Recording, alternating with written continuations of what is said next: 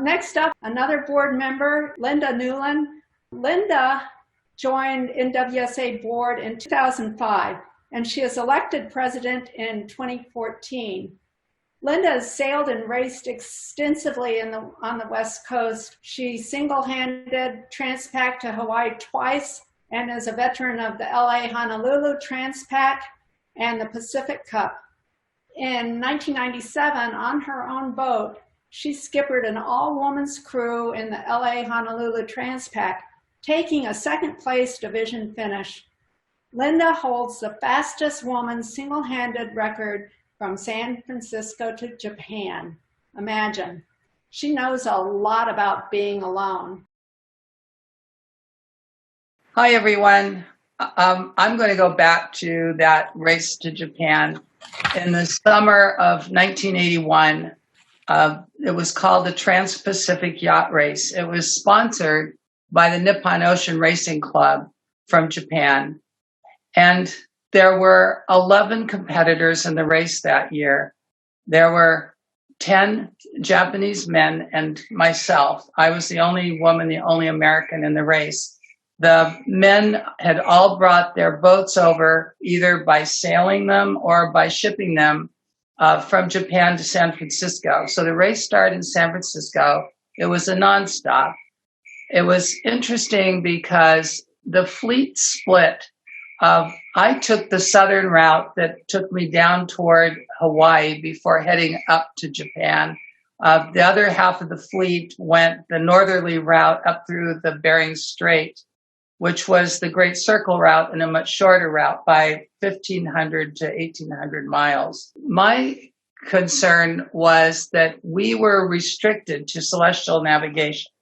There was no GPS in those days, and Loran was not really operable out in the middle of the Pacific. So I had already been teaching celestial at a local community college, so that wasn't an issue for me. The other thing was that we couldn't use any kind of electronic autopilots. So all of us in the race had wind vanes. We didn't have a tracking system, of course, to keep track of us, but we did have ham radio, which we were required to have. We also had an EPIRB on board, and that was an early time for EPIRBs, but it was some way of keeping track of us if we went silent. Anyway, we took off in June of that year, and I headed to the southwest with a few of the other competitors. And of course, you get outside the Golden Gate, and in a day's time, you're out of sight of everybody. So you are alone. I'd already sailed to Hawaii and back myself the year before, so it wasn't so bad for me to be alone. But things went well, and I thought, the first third of the trip to Hawaii, that's a piece of cake because I've already done it. So maybe my guard was down a little bit. So as I approached Hawaii, I'd already made my decision to go north of Kauai by about 40 miles. So basically, I didn't see the Hawaiian Islands, but I had to be careful because to the north of the Hawaiian Islands is called the French Frigate Shoals area. And this is a whole chain of shoaling areas and small islands heading to the northwest. And the top of that chain is actually Midway. But if you look at the chart here, you can see where the Hawaiian Islands are and where French Frigate Shoals start. The evening before I sort of hit the channel, as I look at it between Kauai and the shoals, I took a celestial sight of stars, and I was really, and it was a good sight. But I found my position. I was right where I wanted to be. And I thought, wow, this is going to be great, but I'm going to sleep in the cockpit tonight because of the other boating traffic in the area. And I wanted to be able to wake up periodically and check the horizon, which I did all the time, even sleeping down below. So I went to sleep, and unfortunately, I was tired enough and probably just a little bit too lackadaisical that I didn't wake up until, unfortunately, the boat stopped. And the boat doesn't stop when you're doing a nonstop race and there's wind. And it was probably 4 a.m. I woke up out of sound sleep, looked up, and at the top of my mast, I could see stars to my port side, beautiful Milky Way stars, black night sky.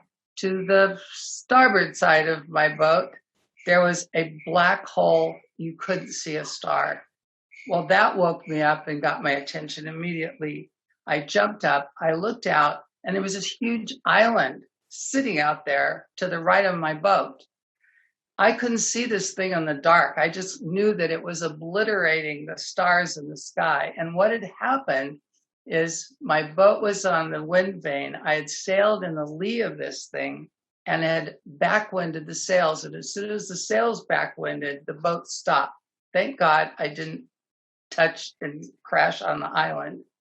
So in the middle of the night where I really couldn't see what was going on, I finally got the boat turned around and I just did a reciprocal course. That's the only thing I think about. Just go back the way I came until the sun came up and I could actually see what this thing was.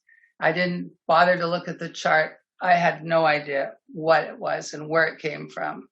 So I sailed back, sun came up, I saw what it was, got the charts out. Sure enough, I identified what it was. It actually has a name that is on that chart that you just looked at called NWSA, Nihoa. And it's this huge monolith, as you can see from the photo, of a rock just coming out of the Pacific Ocean. Well, everything to the north of that is the shoals area.